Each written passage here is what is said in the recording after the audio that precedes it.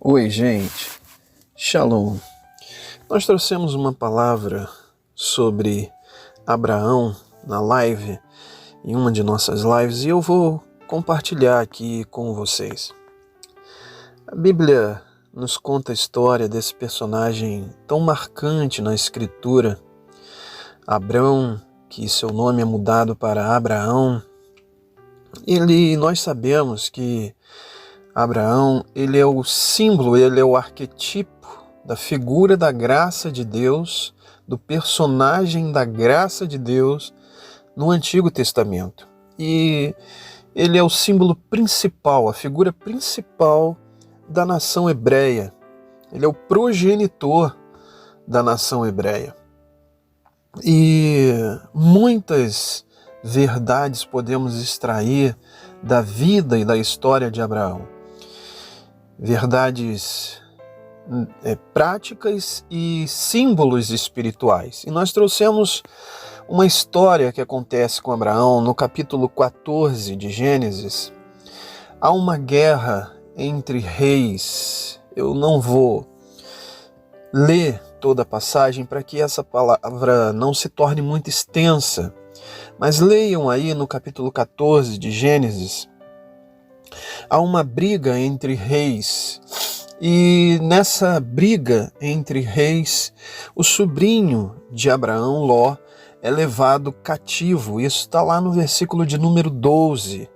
E Ló é levado cativo. Em algumas versões vão dizer o irmão de Abraão, outra o sobrinho de Abraão. Não vamos entrar nessa questão bíblica, teológica agora. E no versículo 14... diz: ouvindo Abraão que Ló estava preso, armou seus criados, nascidos em sua casa, 318, e os perseguiu até Dan. Note que aqui existe um foco principal dessa palavra. A Bíblia fala de um propósito que Abraão é chamado, encarnado na vida dele. Um propósito de resgatar o seu sobrinho Ló. Ouvindo Abraão que Ló estava preso, armou os seus criados, nascido em sua casa, os 318, e perseguiu. Então aqui existe um propósito na vida de Abraão. É um propósito que nós deciframos nesse versículo, que é de resgatar a família de Ló da mão desses reis, do rei de Sodoma, desses homens, dessa guerra que acontece entre os reis, e Ló é levado cativo. E é muito interessante porque nós já conseguimos fazer uma aplicação prática para nossas vidas. Cada um de nós é chamado para um propósito. Você pode ter propósitos momentâneos.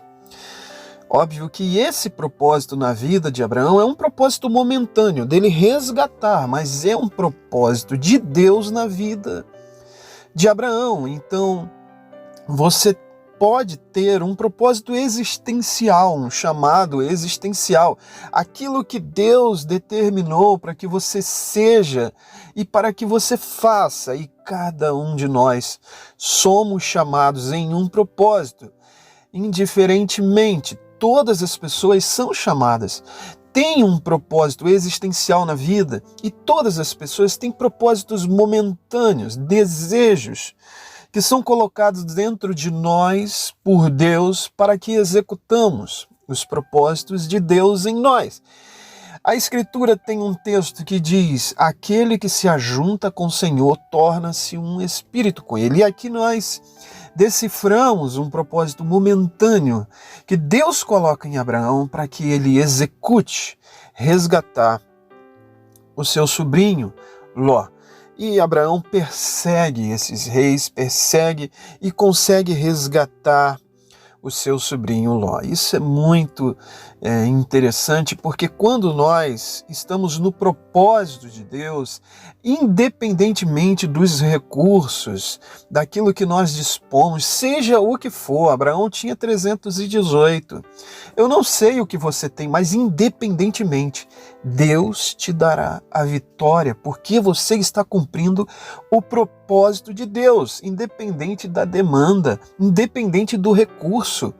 Deus te dará a vitória, Deus te fará prosperar. Bom, a história se segue e no versículo 21 vai dizer que o rei de Sodoma, ele vai ao encontro de Abraão e ele diz: dá-me a mim as almas, as pessoas, Abraão, e eu te darei os bens darei para ti.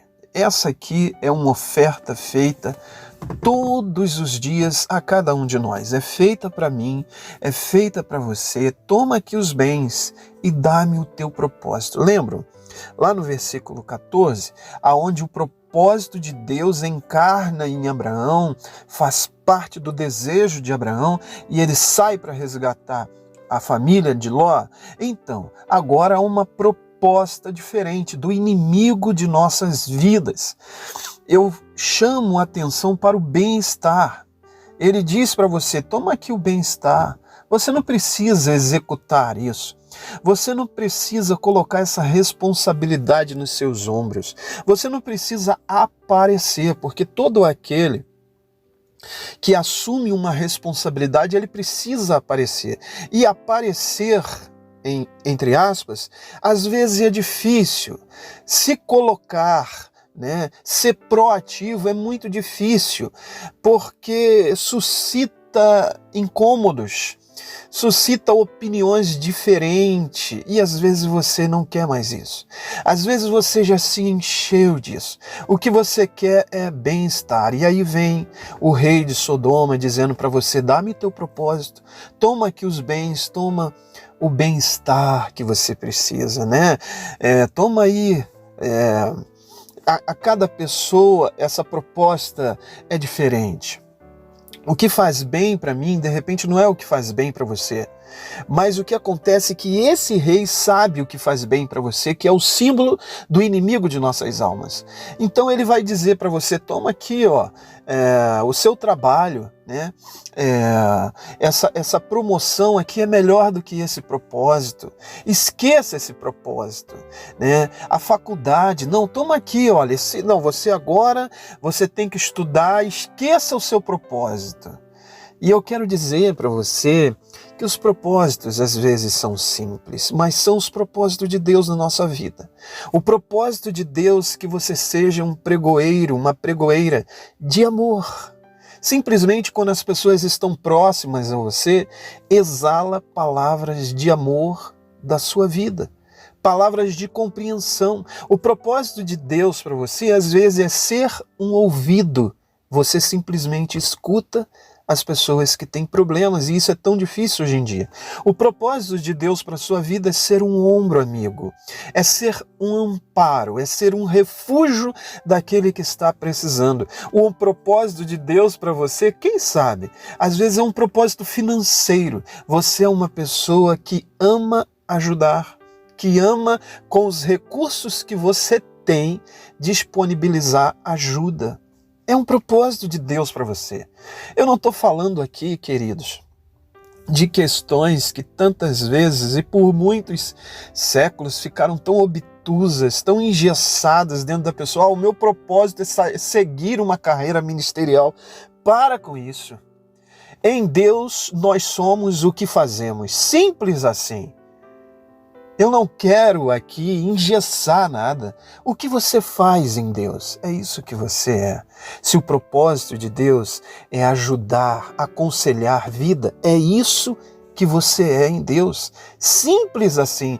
Então não permita que o rei de Sodoma traga algo para você e você esqueça o seu propósito. Eu não quero que essa palavra fique muito longa. Então, vejam a resposta de Abraão. Versículo 22 diz: Abraão, porém, disse: levantei a minha mão ao Senhor, o Deus Altíssimo, o possuidor dos céus e da terra, que desde um fio até a correia de um sapato não tomarei coisa alguma de tudo que é teu, rei de Sodoma, para que não digas: eu enriqueci a Abraão. Vejam a resposta de Abraão. Essa é a nossa resposta. Abraão, ele é um arquétipo, ele é uma figura, ele é um tipo de cada um de nós, um personagem da graça de Deus no Antigo Testamento. Essa precisa ser a minha resposta quando o rei de Sodoma, o inimigo de nossas almas, vier com as ofertas que me façam esquecer o propósito de Deus na minha vida. É interessante, seguindo a história, no capítulo 15 de Gênesis, o capítulo posterior, após a resposta de Abraão, inicia o capítulo assim: depois destas coisas.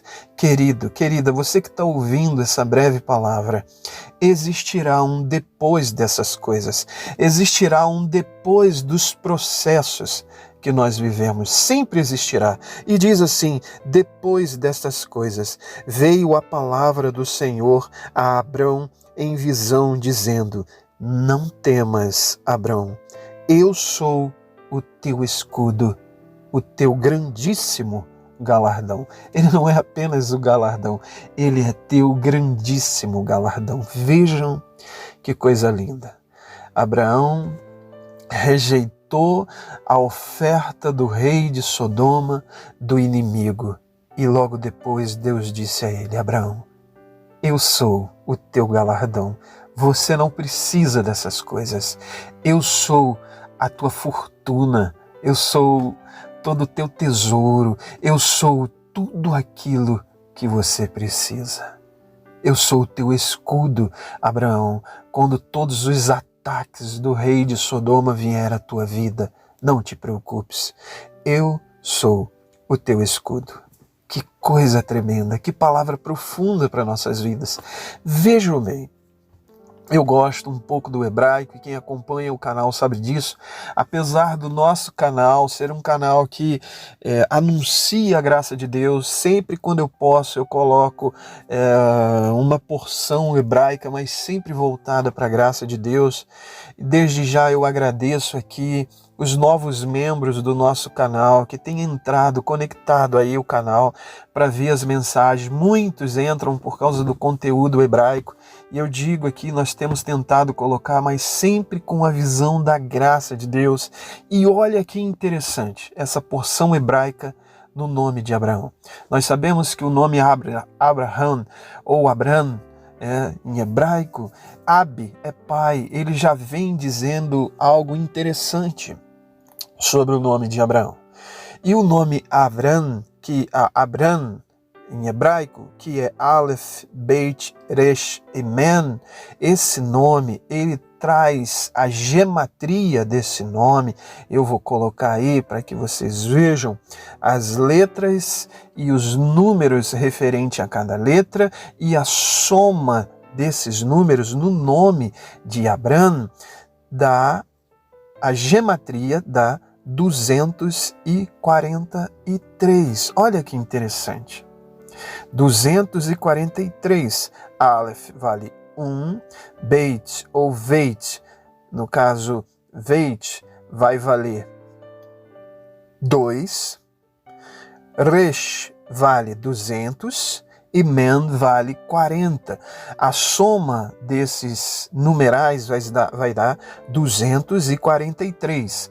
A raiz, a raiz gemátria de todos eles vai dar 9. Até chegarmos a apenas um numeral da 9, que é o símbolo da graça de Deus na gematria. 9 é o número da graça de Deus na gematria, referente a Abraão. Mas olha que interessante, Deus faz uma aliança com Abraão, e ele vai dizer logo à frente: eu te multiplicarei. E nas alianças anteriores, sai da tua terra, da tua parentela, lá no capítulo 11, lá no capítulo 12, toda a história de Abraão começando, Deus faz um pacto com Abraão de multiplicar Abraão. E ele se torna, como eu falei, o pai da nação hebreia. Olha que interessante a figura de Abraão, como é uma figura de cada um de nós. A gematria do nome Avram vai dar 243. E você tem o número 2, você tem o número 4, que é o dobro do número 2, mas logo depois vem o número 3. Isso é um símbolo de queda. A quem se refere Avram? A queda. 2, logo depois multiplica 4, mas logo depois vem um 3. A queda, referente a Adão, ou Adão, como nós conhecemos. Aqui, o primeiro nome de Abraão faz referência ao primeiro Adão, a queda, porque 2, logo depois vem o 4, multiplica, mas logo depois cai. Vem o 3, que é o símbolo da queda. Agora Deus acrescenta uma letra no nome de Avram e vai ficar Avraham. Olha o que acontece, a letra Re. Logo depois, o nome de Abraão vai ser Aleph, Beit, Resh, Rei e Men. A soma dessas letras ou desses números vai dar exatamente 248. 2 mais 2, 4. 4 mais 4, 8. Deus diz, eu te exaltarei grandemente. Pegaram? Não há mais queda. Avraham faz referência ao segundo Adão, faz referência a mim, a você, que nós vivemos na aliança da graça de Deus. O primeiro Adão é aquele que caiu, nós não estamos aliançados na queda, mas sim na ressurreição de Cristo. E Deus tem uma promessa para a tua vida. Eu serei o teu escudo, o teu grandíssimo galardão, e eu te multiplicarei. 2, 4, 8. Crescente. Só para tornar um pouco mais interessante, a raiz gemátria de 248, que é o número da gematria de Avraham, é exatamente o número 5, o número da graça de Deus. Essa letra Rei é a letra do sopro de Deus. Essa letra, ela não tem som. Vejam que coisa interessante. Essa letra, ela não tem som, ela é Ré, como um sopro. Então, é uma das letras, se eu posso dizer, mais importante. Para vocês terem noção, essa letra no hebraico aparece 2 vezes no tetagrama, no nome de Deus. Yud, Re, Vav, Re. 2 vezes no nome de Deus. Ela faz referência ao Espírito, a aliança do Espírito em nós, o sopro de Deus. Que Deus te abençoe grandemente. Shalom.